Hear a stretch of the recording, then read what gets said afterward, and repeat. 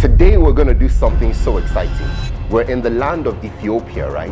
And we're going to be seeing some of the biggest mountains, the tallest mountains, Entoto. We're going to be looking at some of the areas where the Italians were defeated by the Ethiopians. This is one of the proudest moments in Ethiopia. Ethiopians are so proud about the defeat of the Italians. We're going to go to a place called the Piazza, right? And we're going to take a look at that area. But what is most exciting right now is we're going to go to the peak about 3,200 meters above sea level. We're going to go to Entoto. If you're thinking about coming to Ethiopia, this is the video for you, right? It's going to teach you stuff. It's going to show you areas in which to go to. You are going to be totally blown away. I've come to Ethiopia so many times, and every single time it leaves a different experience.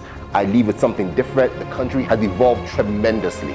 And you know, in my normal style, I always tell people, when you go to a country and you live in a hotel, you just really cannot see the entire reality of the country, right? You go in there, you stay in the hotel, and you think to yourself, yes, I know Ethiopia. But the reality is that for you to truly know a country, you need to go downtown. You need to go to the districts. You need to go to where people really, really live. When I got here for the first 4 days in my normal style, I stayed in a hotel, Hyatt, really great hotel, amazing hotel. I think really, really 5-star hotel. But after 4 days, I said, you know what? Let's connect to the people. So I moved over to this area called Aluti Gebia, right? It's got banks, it's got fruits. You feel the real pulse of the people. And when I got it, right, I like the fact that it was on the 10th floor, right? So you could look down and you could see like Ethiopia, not all of Ethiopia, but you could see like the roofs of different houses. So let me show you where I moved to, right? I'm going to show you the room I'm staying right now. It allows me to look down on people, not people. So yeah. It's a mess. I know the whole room looks like a mess. It's just my stuff out there, my laptops and all that stuff, you know, just scattered and all of that, but it's fine, just for a few days, right?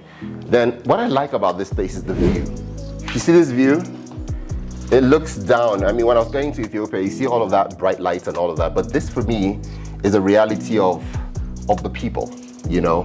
If you look down there, you see the houses, a little bit of some zinc touches here and there, zinc roofings, but some really good skyline. And you look down there, you see some of the mountains and some of the areas up there. So it's really, really, really cool. So I'm loving the view I've had up here. I've really liked it. Then up here as well, you can get to see another sort of view, you know, down here. You know, if you come straight this way and you look there, you'll see some other houses up there, which look really, really, really cool, you know, and different. So this is different from when you're coming to Addis and you see all of those lights, which is beautiful. This gives you another sort of view of how amazing Addis can be with the people, you know, and I'm liking it, you know, and I'm liking it. So, like I said, we are gonna take off, and the first thing I always realize is, one thing that I've struggled with in Ethiopia is money.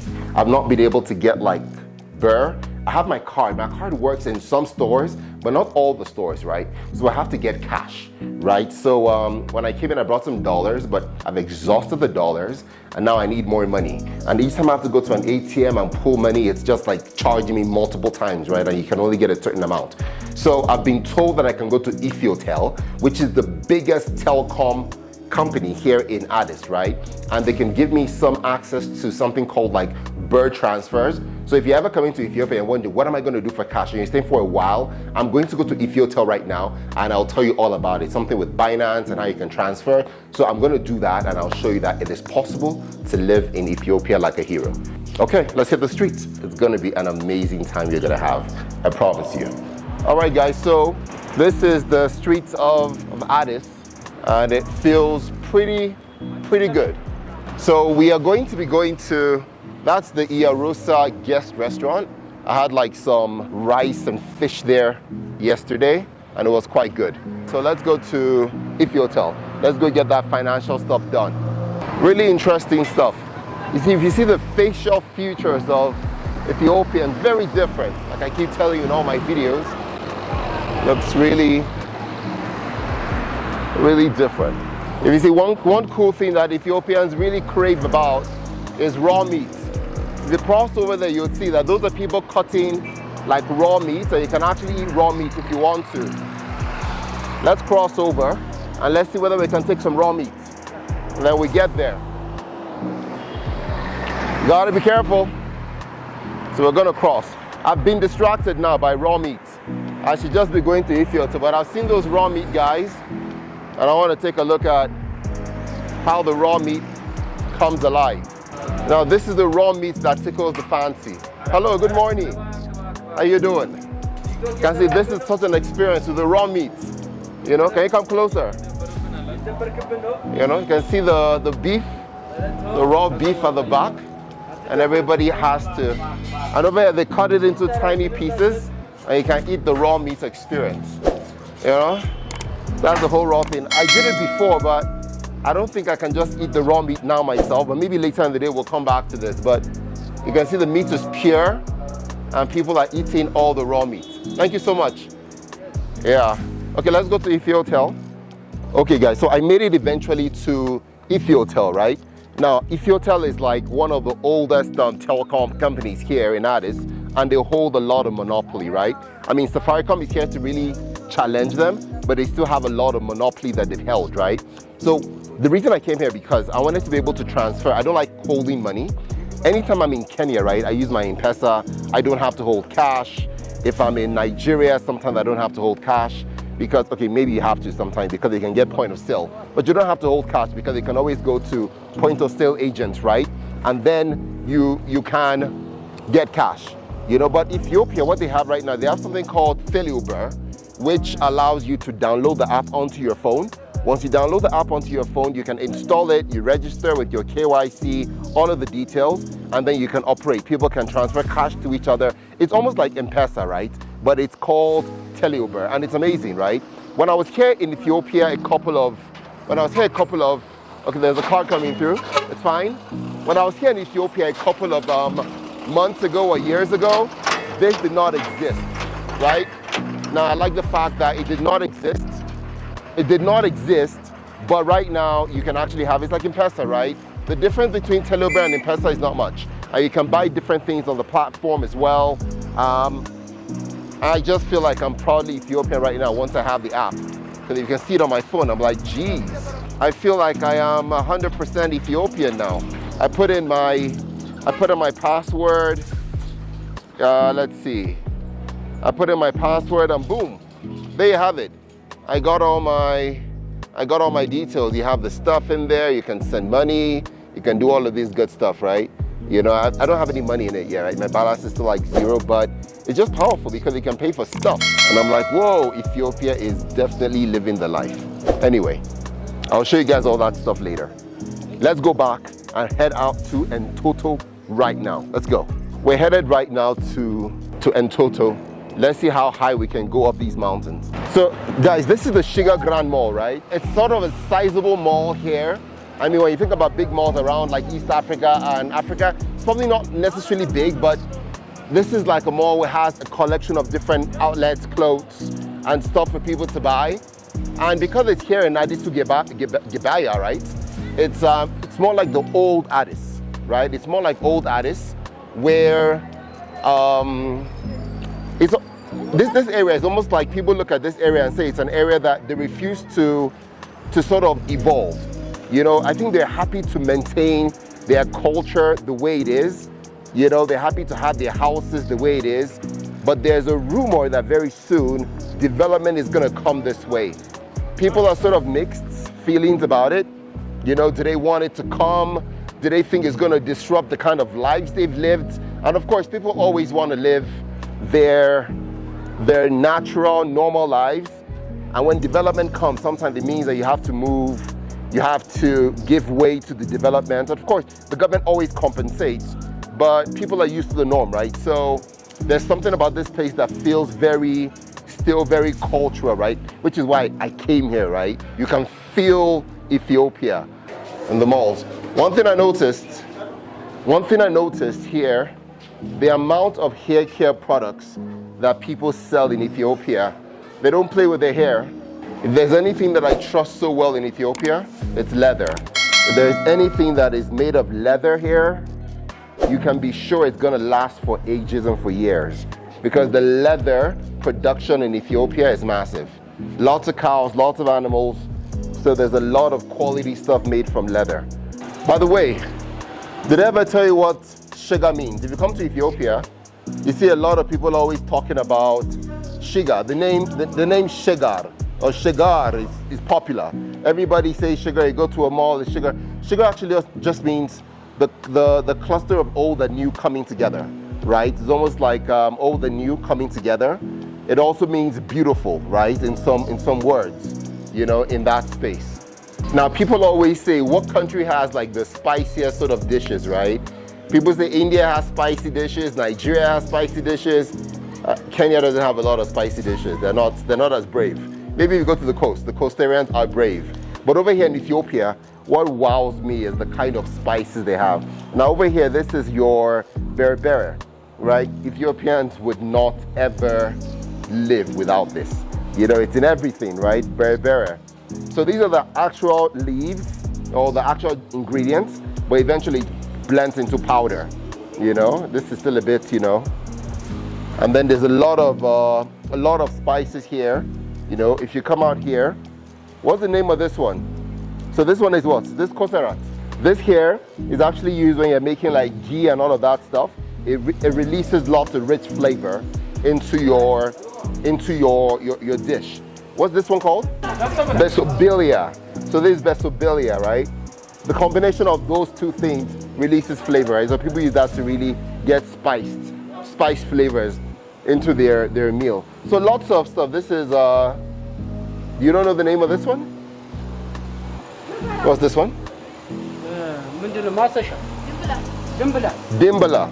All right. And this here is like mung bean, right? You see a lot of this in Kenya. And this is your cardamom. This is korerima. See, this is korerima. See, very, very unique spices out here, you know. So Ethiopia always shocked me. One thing that is growing so fast is pasta. You can see pasta is being sold in macaroni. Yeah, macaroni is being sold in these sizes as well. You can see different flavors in there. And this is what? What's this? Shimbara. Shimbara. You eat it? Yeah. Can I eat it? Yeah. Can I eat it like this? Can I eat it like this? Shiro. Oh, this is shiro. Yeah. Oh, this is chickpea. So this is chickpea. Okay. And this is, of course, all the shiro. This here is your berbere. Yeah. You know, this is your berbere. This here is your shiro powder. And there are two kinds of shiro. This is mitten shiro. This is mitten shiro. This is alicha. Yeah. Alicha shiro. So the white one is called alicha because it doesn't have so much of the berbere, but the one that is a bit reddish, this is like your mitten. So think about mitten red, alicha white, you know, all together, it's just all shiro. Okay guys, that's it in this store for a wrap. But Ethiopian food is very healthy, very organic, very rich, and you can't go wrong, right? But you have to get the flavor right if you're going to tweak it yourself, you know? Let's go to the next store. Anywhere that has all this fresh fruit always turns me on. Pineapples, watermelon, bananas, oranges, avocados. I think for me, in Africa, they say there's the big five, right, with animals. I think when it comes to Ethiopia, there's like the big five when it comes to fruits. Bananas, watermelons, oranges, avocados, and pineapples. And of course, pawpaw. Those are the ones that you always see as the big five. But it's so natural.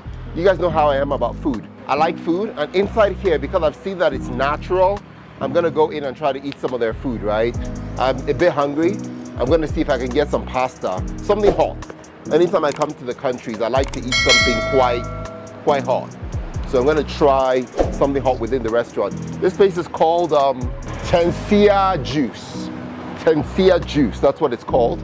So I'm gonna try it, come on in. It's got strawberries and all of it. I actually saw somebody eating something so natural. I was like, whoa, I wanted to eat the food. So I've ordered the food already, and we're going to actually have some of the best pasta here in Addis. So the food is here. It's pasta, and they sort of mixed the fish all inside it. So it's looking good, and it is hot. I'm feeling it.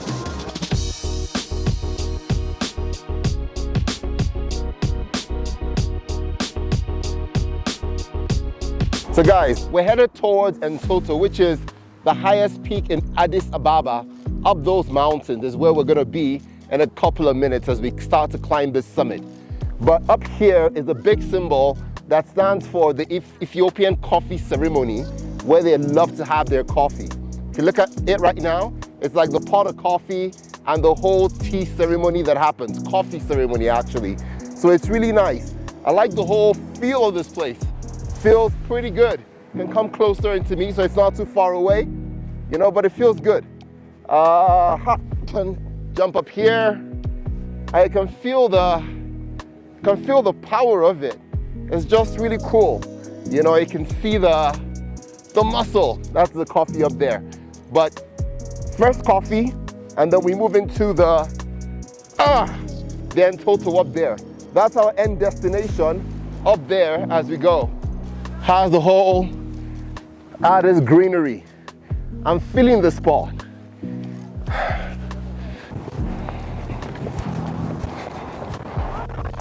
All right, guys, I'm breathing hard.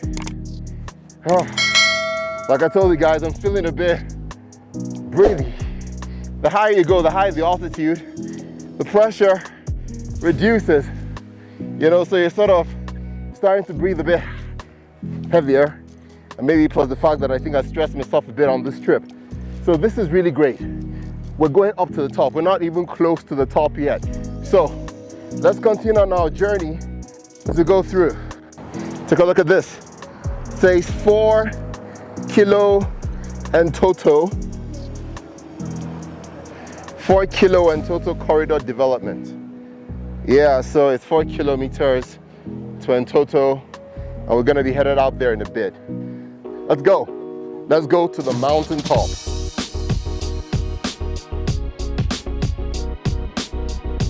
The summit, not at the final summit yet, but this is the Entoto Park.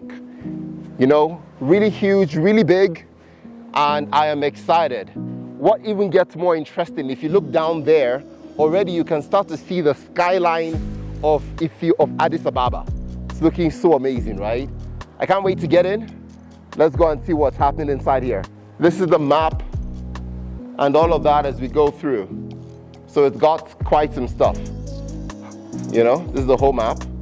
I think this was the St. Regul Church. This is the main entrance. And then where's the peak? I think the peak goes all the way to the top, you know, as we see.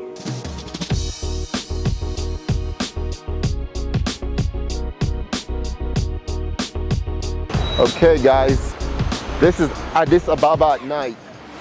The city that never sleeps. At least the light never sleeps. Some point does die out. The city that never sleeps. Let's do the walk down. I just found Madison Square Garden. Madison Square Garden in Africa. Welcome to Addis Ababa. Welcome to Ethiopia. This is the great city. Lights everywhere, you know, it's really spectacular. Really spectacular right now. This is just the power of thought. One man decided he was gonna make this happen, and he's made it happen. There's lights, there's the city. It's just amazing. It is just powerful, you know? I'm feeling it, loving it. I could live here. I could live here, you know? It's great. Big city. All right, so let's walk down. This is the work of one man's vision. Imagine what you could do with your vision. This is it. City of dreams. All right, the city and all of its greatness. It's Addis. So you look at that up there. The Ethiopian Press Agency. So, Ethiopia was such an amazing place to see. It showed me that if just one man decides that he's going to change a country, he can make it beautiful. When I see people in Ethiopia walking around how beautiful this place is, they are so full of hope, people are excited, and they can dream, right? You know, that amazes me to say that Africa can really get on to the next level if you just focus, be determined, and really sort of put resources the right way. When I walk around this place, it gives me a glimmer of hope. You know, looking at the people. Sometimes they look at you and you're like, wow, you've come to my country to see this place. And they're so excited and inspired by it. That's really, really great. If I had my chance, I could live here. You know, I think it's an amazing country. I mean, the food was, I did get tired of the food for a bit. But of course, you can always settle your food out there. So if you're going to be coming to Ethiopia or you're going to be coming to Africa, Ethiopia is definitely a place for you to go. And we've only just scratched the surface in Addis, because there are other regions, right? When you go to the other regions, there are places to go to as well. And we have not even been to a lot of places as well. So guys, this is one of the continents that you must explore, you must mine, you must enjoy.